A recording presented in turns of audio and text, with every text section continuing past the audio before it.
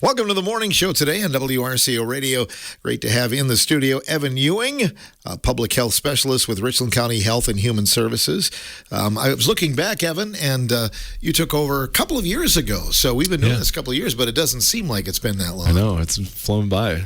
I think the first time I was on was July of 24, and we're almost approaching 2 years now. Yeah, so crazy. Yeah, it's wild. Still like your job? Yeah, I love it. Yeah, especially the topics we're talking about today. Lots of things to talk about as the weather gets nicer and we get a little bit more active. And are you already finding ticks, are you? Yeah. We've heard just from some community work that I've done, people have reported finding them, especially in their pets. So when their dogs come in, they're like, oh, we've already found a bunch on our dogs. So they're definitely out and about. Probably as early, even this year, I would guess, maybe is in February when we had those warmer temps. I wouldn't doubt they were out at that time. And that's something. So have you heard, is there a way to gauge, is this going to be a bad year for those kind of things? Some of the data that I mentioned that Dane County Public Health, they recently put out an article talking about how they're up a significant percentage more at this time than last year. So this might be a rough year for them. Ooh. What about mosquitoes and those kind of things? Have you heard much about how it's going to be this year? Not so much with those. With those ones, just making sure that you don't have standing water in your yard. So just not leaving out like tires or things like that. They can collect water. That's kind of an immediate step you could take just within your own environment. So I did not know this, but it is Tick Bite and Lyme Disease Prevention Month. May is Lyme Disease Awareness Month. So your timing is great to be on the show today. Yeah. I appreciate you having me on. People listening might be wondering, why should we be worried about ticks, or maybe thinking, Lyme disease really isn't something to be worried about. I don't want to worry people more than necessary, but in Richland County, we do have a high amount of Lyme disease present.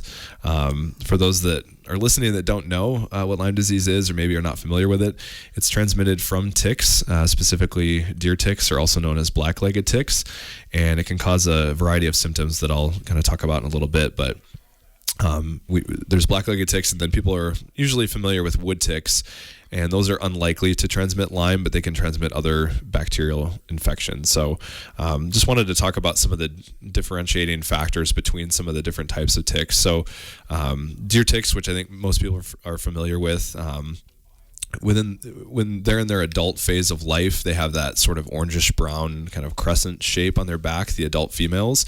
And if you see one of those ones can spread disease. They have a few different life stages, but ticks in the nymph life stage, which would be the stage right before they become a full adult, and ticks in that adult female stage are the ones that primarily spread disease, because in order to pass through those different life stages, they have to feed on blood, and that's how they get infected with that bacteria that can cause disease. So in different times of year, different life stages will be more active. So right now we would primarily find more adults active, but once we move more into the summer months, then those younger life stages will be more active. So kind of keeping an eye out for more of those really small ticks at that time. Male ticks can technically carry disease, but it's less likely that they'll transmit to humans because they don't feed as long as females do. So to identify the males, they don't have that orangish brown crescent shape on their backs. They actually have a shell that covers that, and so the females, that shell doesn't cover that full back because they feed on blood and get engorged, and they have to expand and get bigger than the males essentially. So that's the deer ticks to look out for. There's another type of tick called Lone Star ticks that have become kind of popular lately in the news with referring to alpha-gal syndrome, or the red meat allergy that they can cause. So Lone Star ticks are a little bit lighter in color than black-legged ticks or deer ticks, and they have a white dot on their back, and that's kind of why they get that name, Lone Star ticks. The alpha-gal syndrome is an allergy. Alpha gal is a molecule that's naturally produced in the bodies of most mammals, but not in people. And it's also found in the saliva of some ticks. So when a tick bites, it can transfer that alpha gal from its saliva into a person's blood. And then the human's natural defenses or immune system can identify that as a threat and then trigger an allergic reaction. So people don't really notice it until they eat red meat or are exposed to other products made from mammals, like if they have alpha gal syndrome. Because of that, that's why it's known as the red meat allergy. From what I've read, there's no established population yet in Wisconsin of the Lone Star tick, but the area that they have established is kind of right south of us, like Iowa, Illinois, stretching as far down as Texas, and then as far east as like going through Florida and up to Maine and just all of those states in between. So there's a map on UW-Madison's website that shows some of the data where at least one Lone Star tick has been found in Wisconsin since 2004. And Richland is highlighted as one of those counties, but it suggests on the map that migrating birds from the south can bring them with them. So there's really no established Lone Star tick population in Wisconsin. So those are the main three that could be present here: the wood ticks, the black-legged or deer ticks, and then the Lone Star tick. So the black-legged ticks are the deer ticks are the ones we probably should be most worried about at this time of year. Can regular ticks give you Lyme disease as well, like a regular wood tick, or not? They're not typically. I think I was trying to research this a little bit. I think they technically can carry it, but I think it's uncommon. I think they would have they could transmit other bacterial infections. So wood ticks less likely or less to be worried about, more so those black-legged ticks. And you mentioned identifying the male and the female. They're pretty small. You almost need a looking glass to identify the colors, don't you? Yeah. The males or the females you can kind of see. They would be easier to differentiate or identify. The males would be more difficult because I think they would look like might look like other bugs. They have 8 legs, so that's kind of another way to help identify. They do make tick identification cards that you can get. We actually do have some at Health and Human Services as well. And some of the outreach that we're doing, we include those in some of that. So having one of those cards can be helpful if you do find a tick and want to figure out which type it is. Indeed. And not every tick is going to give you Lyme disease, right? I mean, correct. That's the first thing. I'm a hypochondriac, so if I see one, it's like, oh, no, I got Lyme disease. But that's not always the case. No, it's not. They have to be attached long enough. So typically for Lyme disease, they have to be attached for at least 24 hours to transmit disease. So that's where if you do find one, let's say you haven't been outside at all the whole year, you go out once for a hike and you get a tick, and maybe within like an hour of coming inside, you find that on you. If you remove it right away, the chances of contracting Lyme would be pretty low. If it would have to be engorged and be on your. It doesn't have to be engorged necessarily, but it would have to be attached for a long time. Let's talk about environments where these ticks like to hang out. Yeah, it's important. To be able to identify them, but also to know where they are as well and where they live. So I want to mention they don't jump or fly. So if you do find a bug on you that looks like a tick and you go to touch it and it jumps right off your skin, it probably wasn't a tick. But they are really efficient at latching onto hosts. So they'll crawl to the edge of leaves or blades of grass and just wait for someone to walk by, an animal or a human, and then brush up against them, and then they'll latch on.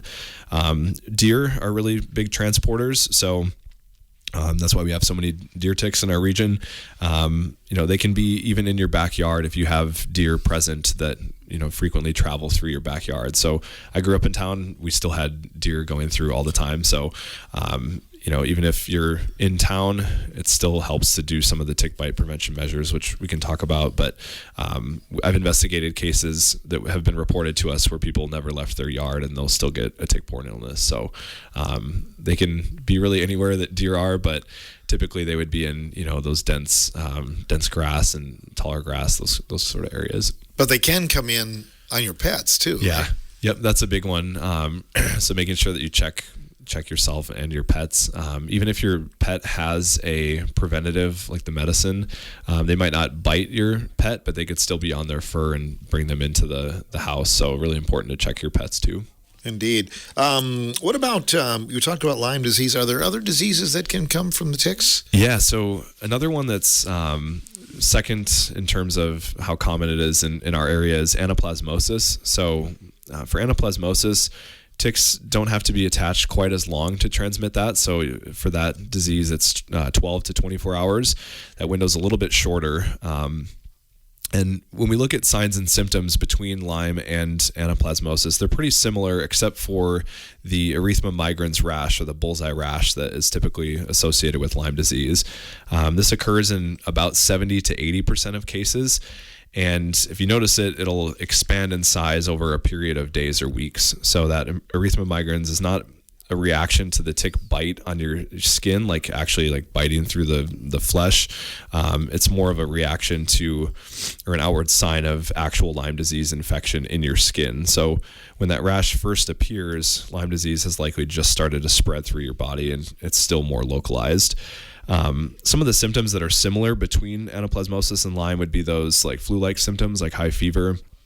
We've had cases where the fevers push 104, so really high, rough stuff. Those bad chills, headache, fatigue, and then some of that muscle and joint pain.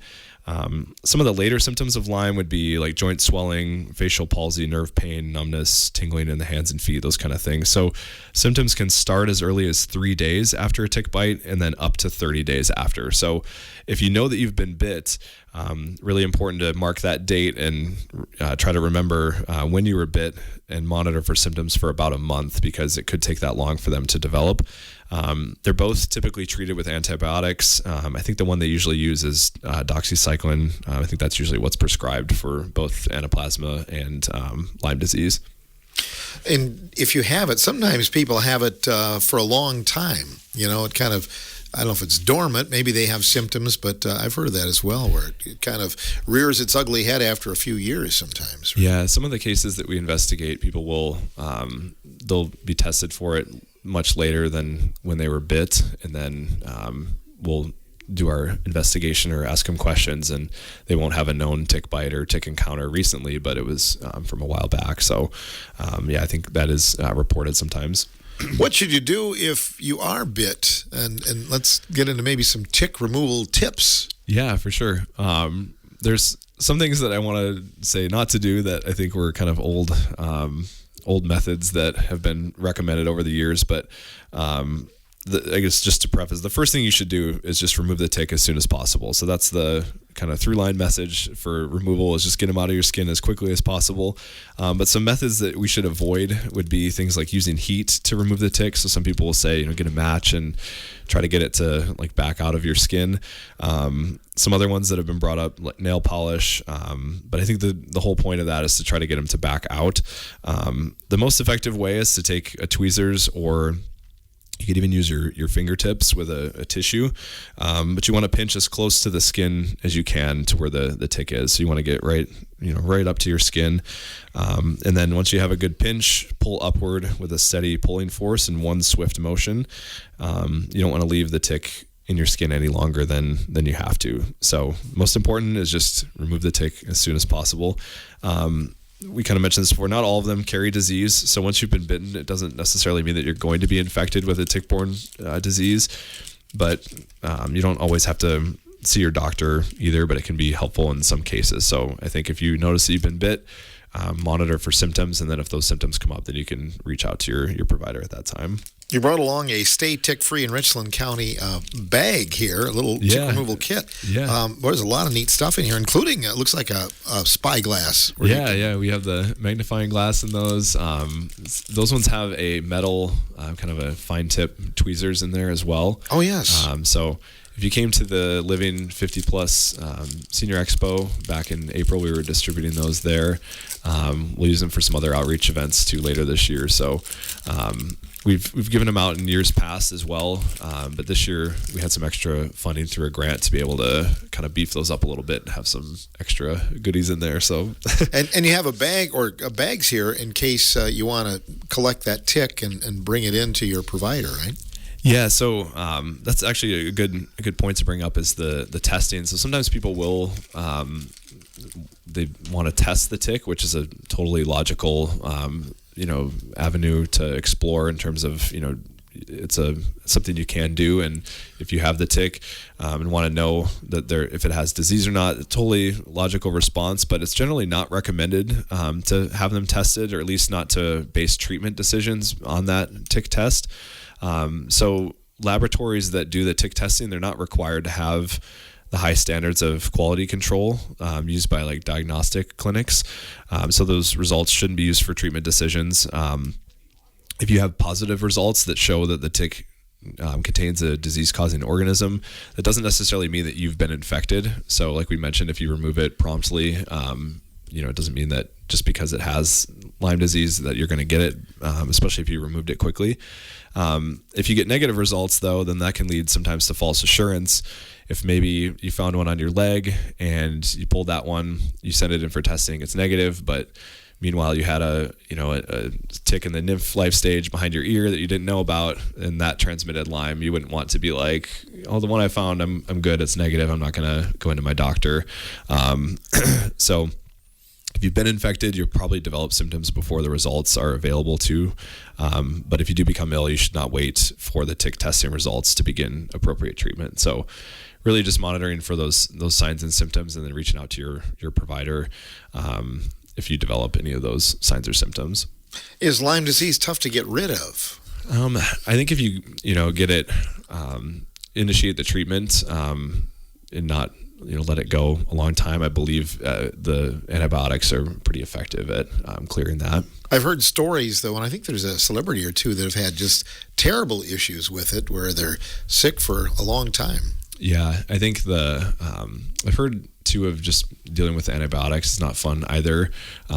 So yeah, it's definitely something to monitor. I think doing the tick prevention measures, if you identify a tick and monitor for symptoms, then you can initiate that treatment at the appropriate time and hopefully avoid some of those longer term impacts. How do I avoid, if I want to take a little stroll in the woods, tuck my pants in my socks, or do you have some tips, Evan? Yeah, that's a good one. One of the best is just tick checks. So doing tick checks on yourself, on your animals, they'll find those kind of hard to see places and kind of embed there, like behind the knees, behind your ears, like along your waistband. So making sure you check all those places, as well as checking your pets thoroughly as well. I think about, if you're out for a hike, doing a quick scan before you get in your car, and then maybe even before you go into your house. If you have somebody with you that's hiking, they could check over your back and some of those harder to see places kind of right on the spot. But if you do find them, remove them immediately. And that's one of the best parts about the tick check, is that you would find them likely before they would transmit any disease. You mentioned the clothing aspect, so wearing light colored clothing and then tucking those your pants into your socks, your shirt into your pants.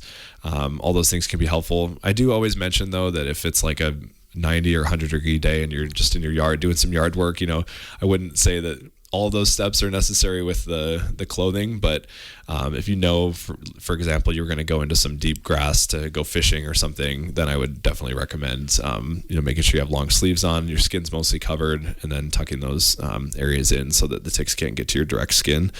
Using repellents is a great prevention measure. So if it has 20% DEET, that can be helpful. And then another product is permethrin, which you can treat your clothing with. And then that lasts longer. You don't have to apply it every time you go outside. And then just some other measures, walking in the center of trails. So if you're out with, your dog or something, and you're not trying to go into tall grass or tick environments, then just trying to stay in the trail.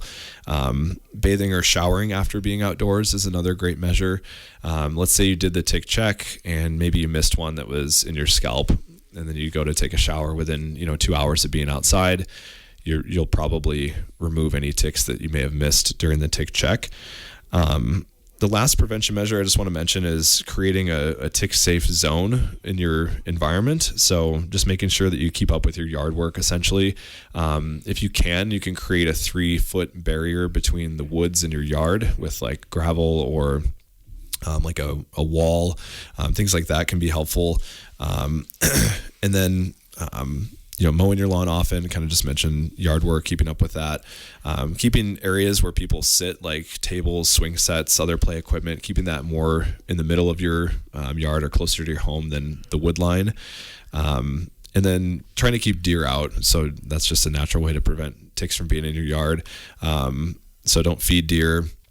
If you can keep barriers around your yard from them to keep them from coming in, that can be helpful.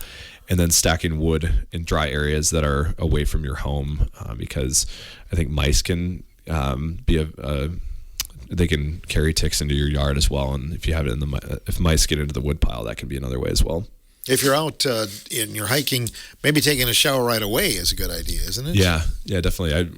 I try to, when I go play disc golf, I try to do that. Like, even if I'm not, super sweaty, just trying to make sure that I'm, checking and doing that. And tucking your shirt into your pants can be really helpful too.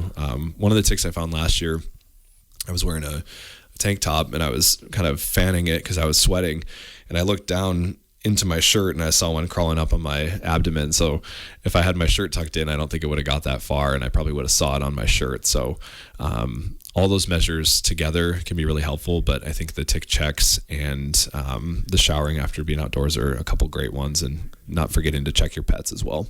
If you have high water pants like me, though, and your socks aren't long enough, it's kind of a challenge sometimes. Yeah, get some tall socks and try to tuck them in there. Pull them up, yeah. Try your best. Do whatever you can. Yeah, for sure. Evan Ewing is our guest here from Public Health, and we'll have more coming up here as we talk about this being Lyme Disease Awareness Month. Also, it's Mental Health Awareness Month, and we'll talk more about that when we return with more on The Morning Show.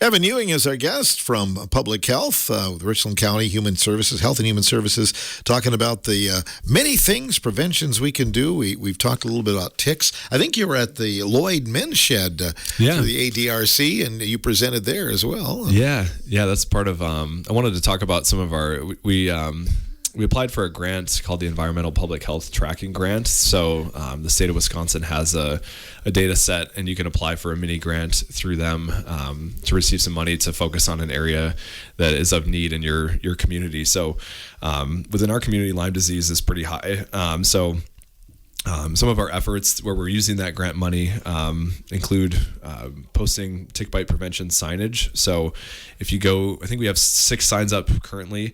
There's one at the Ash Creek Forest Trailhead, the Steamboat Rock boat landing off Highway 80 North. There's a couple over near Viola in some fishery areas. One at Simons at the trailhead there for the trails behind Simons, and then finally one at the Pine River Trail entrance in Lone Rock. So 4 of those signs have a repellent wipe holder attached to them, and so part of our effort there was to provide hikers with a single-use repellent wipe packet for their hike if they forgot repellent. And those do have a QR code on them, so if people want to learn more about ticks, they can scan that, and my phone number for my office is also on there as well. So if they're all gone, people can contact me and we can supply some more there. Another fun strategy that we're implementing is providing Lego tick presentations and kind of a Lego building event for kiddos in some of our surrounding schools. So starting next week, I'll be visiting Ithaca, and then the week after Weston and the I Thrive School in Rockbridge, and then finally I believe St. Mary's, kind of that second to last week of May. And so really just providing kiddos an opportunity to build a Lego tick while learning more about ticks in kind of a fun and interactive way. The UW-Madison Midwest Center of Excellence on vector-borne disease, they provide a list of parts and then an instruction manual. And so we were able to order enough parts for 60 Lego tick kits. So each kid will get to take one of those Lego ticks home with them, which is really cool. They're kind of big. I mean, they're bigger than what you would think for the tick, and it's really cool how that UW-Madison program put together the parts list for them, and so the colors match as well, and I think it'll be a fun way to engage with kiddos.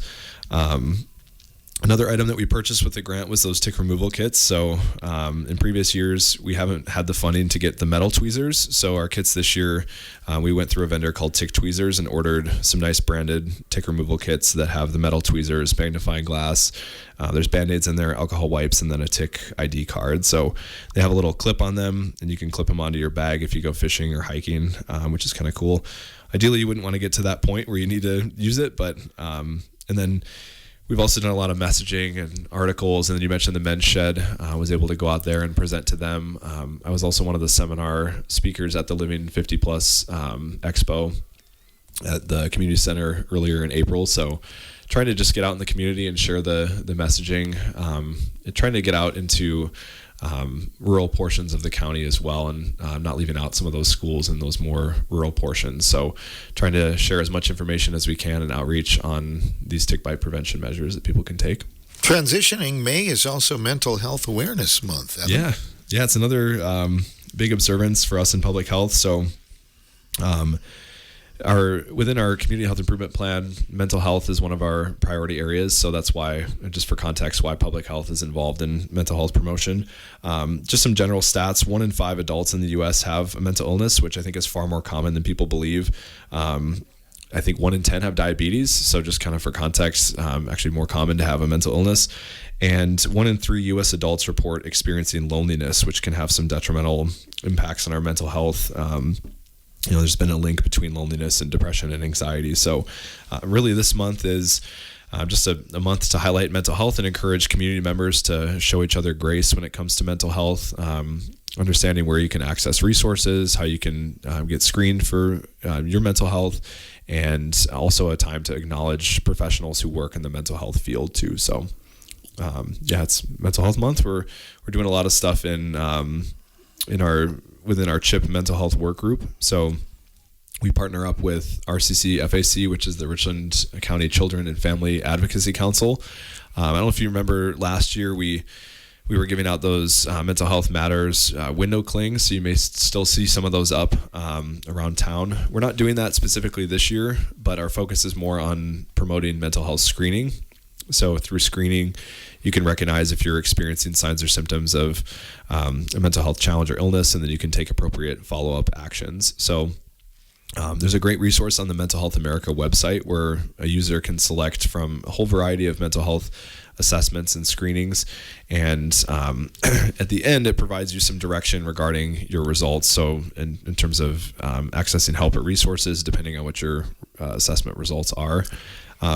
We will have some small wallet-sized cards that will be included in each of the Walk with Grace or Race for Grace swag bags.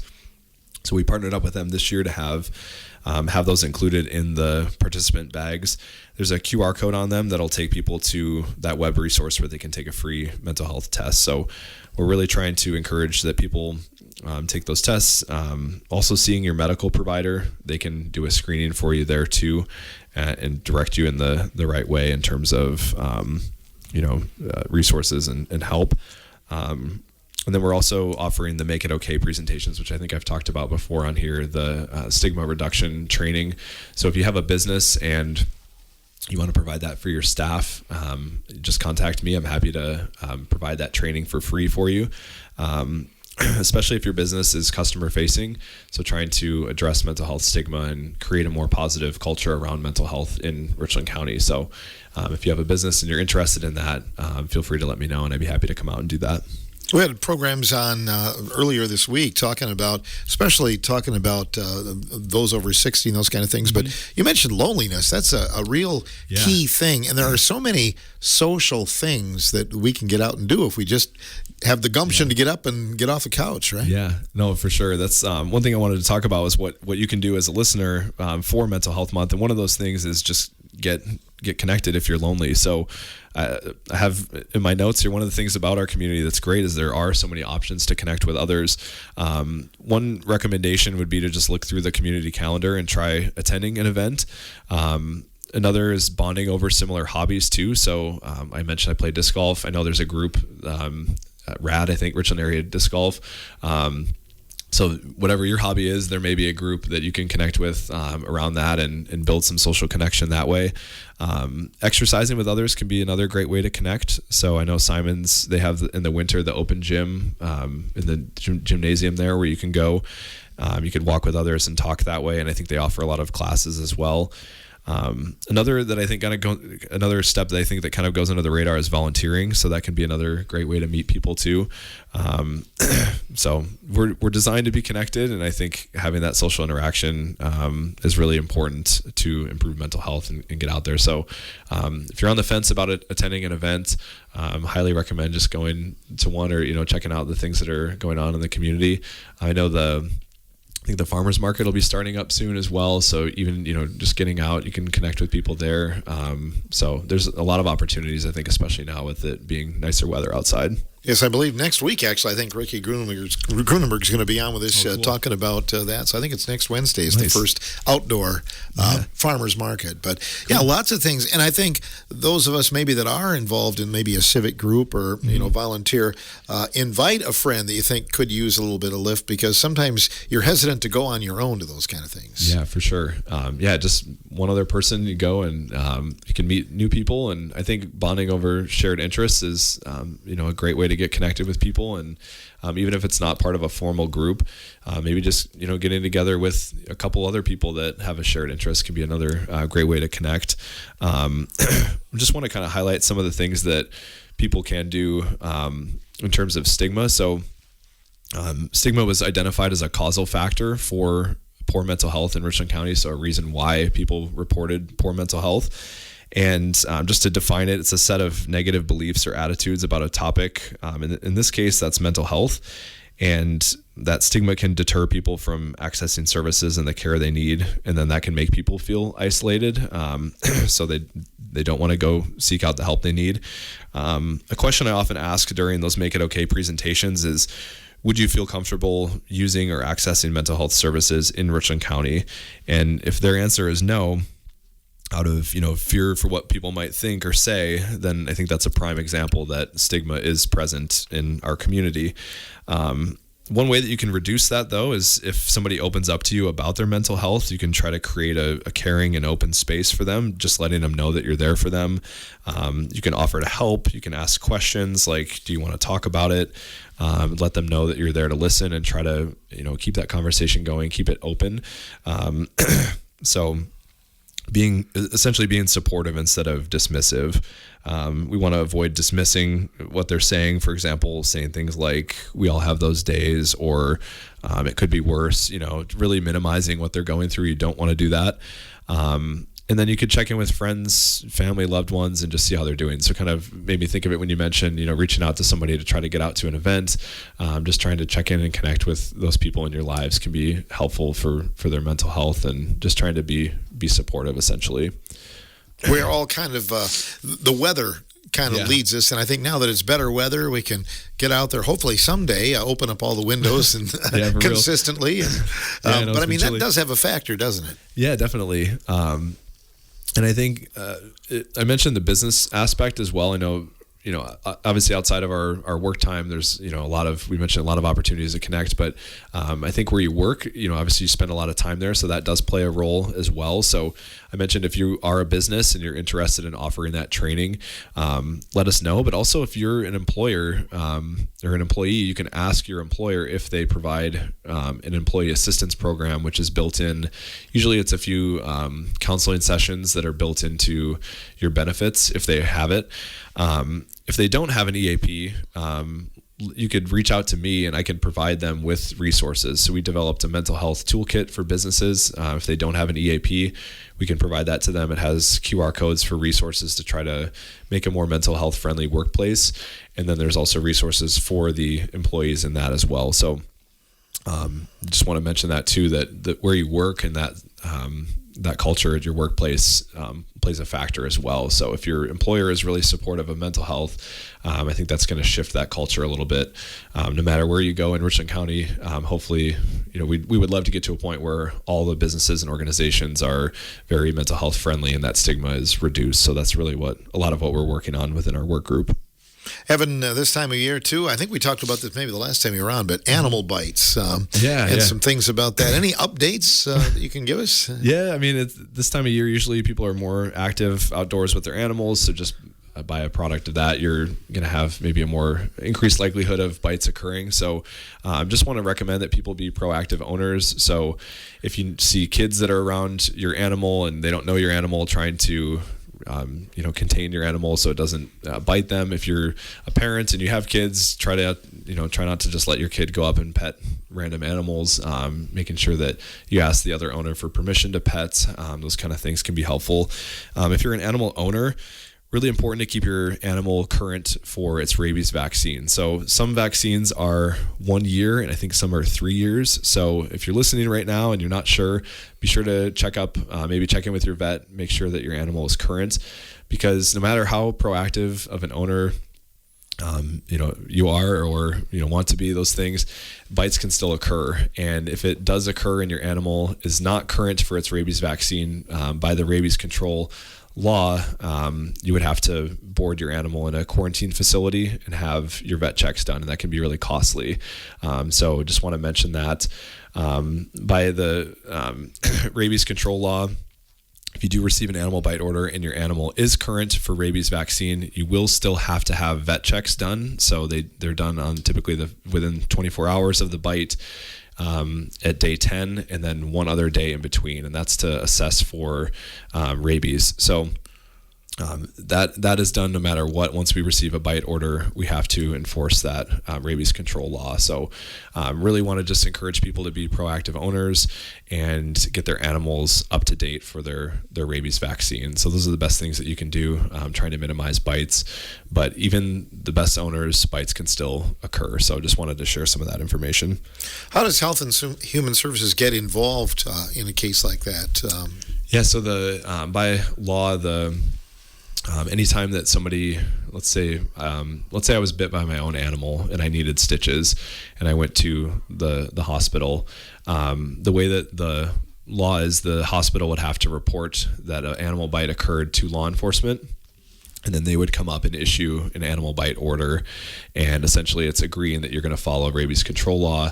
And then that gets reported to us in public health. And then we reach out to the animal owner to make sure that their animal is getting assessed for rabies. And then we reach out to the animal bite victim as well to ensure that they have information they need about rabies and rabies prevention. So that's kind of how that process works typically. Sometimes bites are reported to us in other ways, but typically it's if somebody seeks treatment, then it's by law reported to law enforcement and then to us. Indeed. Sometimes, dogs, maybe they'll get loose by no fault of the owner, maybe whatever. But for walkers and bikers and runners, it's a real concern. Yeah, for sure. I think, it just kind of goes back to that being a proactive owner. Sometimes, accidents, mistakes happen, and it's unfortunate it's just unfortunate for everybody. But once we receive the animal bite order in public health, we have to follow up on it, even if it's a low risk scenario for rabies. We can't make the order go away once we receive it. So, you'll likely, if you have an order and sign it, you're going to hear from us in public health, and we'll try to ensure that those vet checks are done. And then if your animal is not up to date for rabies, then we'll have to try to figure out where you're going to isolate that animal at a quarantine facility and get those checks done. Anything else you want to discuss this month, Evan? We've covered a lot of topics. No, I think that's pretty much it. Just be on the lookout for some of our materials, like the tick removal kits. We'll be likely out at the National Night Out later in August. And then, like I mentioned, in the schools. So if your kiddo comes home with a Lego tick, you'll know where the kind of more of the information behind that. But just make sure you're checking for ticks out there. And this month is a great time to complete one of those free mental health assessments as well. And then if you're a business or an organization that wants that free mental health training for stigma reduction, feel free to reach out to me. You can. My number is 608-649-5965, and that'll go right to my office, and we can talk about how I can provide that for your business or your organization. What's a typical day like for you? I mean, you've got a lot of different hats to wear. It kind of depends. I think a lot of the stuff